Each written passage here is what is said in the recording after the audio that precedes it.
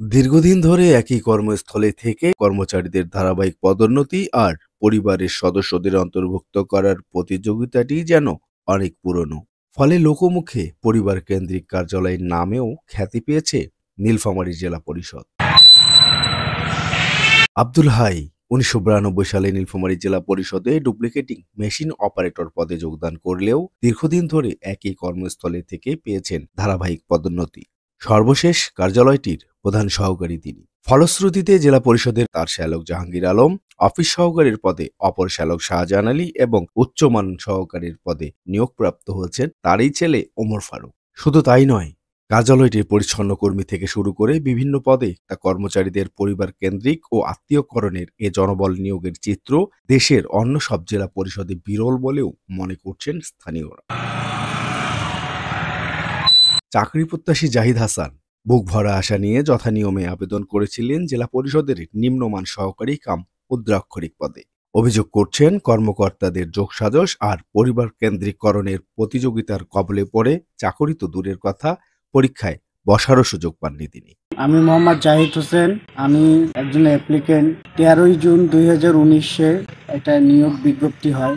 সেখানে আমার পোস্ট ছিল নিম্নমান সহকারী কাম মুদ্রাক্ষরিক। নিয়োগে অ্যাপ্লাই করার পরে অ্যাডমিট আমাদের দেয়।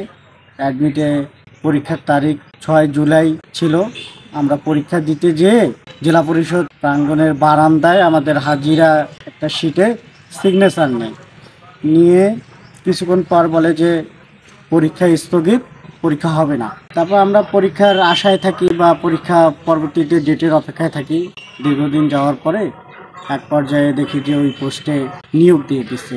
জনবল নিয়োগে নিয়মের ব্যত্যয় ঘটলে হাইকোর্টের দ্বারস্থ হন এ ভুক্তভোগী। ফলে নিয়োগকৃত কর্মচারীদের বেতন ভাতা বন্ধ করে দেয় তৎকালীন জেলা পরিষদের ভারপ্রাপ্তের দায়িত্বে থাকা প্রধান নির্বাহী কর্মকর্তা ও স্থানীয় সরকারের উপপরিচালক আব্দুল মোতালেব। হাইকোর্টে মামলা চলমান থাকলেও তৎকালীন কর্মকর্তাদের ক্ষমতার অপব্যবহারে ম্যানেজ প্রক্রিয়ায় স্থগিত হওয়া কর্মচারীদের বেতন ভাতা অবৈধভাবে চালু হয় বলে অভিযোগ তার। পোস্টটা হলো নিম্নমান সহকারী। পরীক্ষা না হওয়ার দুর্নীতির কারণে আমি হাইকোর্টে রিট করি। দীর্ঘদিন ধরে মামলা চলতেছে। আর এই পোস্টে আমার পোস্টে যে অবৈধভাবে আছে তার বয়সও ওই টাইমে বেশি ছিল, প্রায় 32 বছর। সে কোনো কোঠা বা কোনো বিভাগীয় প্রার্থীর মধ্যে পড়ে না।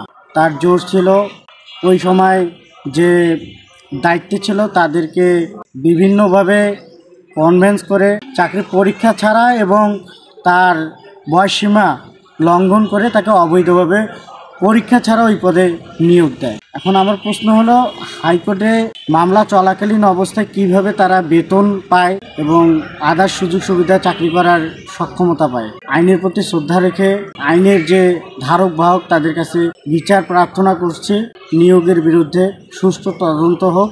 শুধু জাহিদ হাসানেই নয়, জনবল নিয়োগ সহ নানা অনিয়মের অভিযোগ তুলে অন্যান্য চাকরি প্রত্যাশী ভুক্তভোগীরা বলছেন কর্মকর্তাদের অনিয়মে নিয়মে পরিণত হয়েছে স্থানীয় সরকার, পল্লী উন্নয়ন ও সমবায় মন্ত্রণালয়ের গুরুত্বপূর্ণ এ কার্যালয়টি। ভুক্তভোগীদের দেয়া এসব অভিযোগের বিষয় নিয়ে জেলা পরিষদের প্রধান নির্বাহী কর্মকর্তার কার্যালয়ে যায় ভোরের কাগজ। সদ্য যোগদান করায় এ বিষয়ে ক্যামেরায় কথা বলতে রাজি না হলেও বিগত দিনের সব অনিয়মের শিকড় গোড়া থেকে উপড়ে ফেলার আশ্বাস দিয়েছেন তিনি। ভোরের কাগজের দীর্ঘদিনের অনুসন্ধানে বেরিয়ে আসে জেলা পরিষদের জনবল নিয়োগে অনিয়ম সহ নানা অসঙ্গতির চিত্র। নিয়মকে বৃদ্ধাঙ্গুলি দেখিয়ে কতটা ঘৃণ্য অনিয়মের প্রতিযোগিতায় উন্মাদ জেলা পরিষদের গুটি কয়েক কর্মচারী, তা দেখতে চোখ রাখুন ভোরের কাগজের তৃতীয় পর্বে। রাজীব চৌধুরী, রাজু, ভোরের কাগজ, নীলফামারী।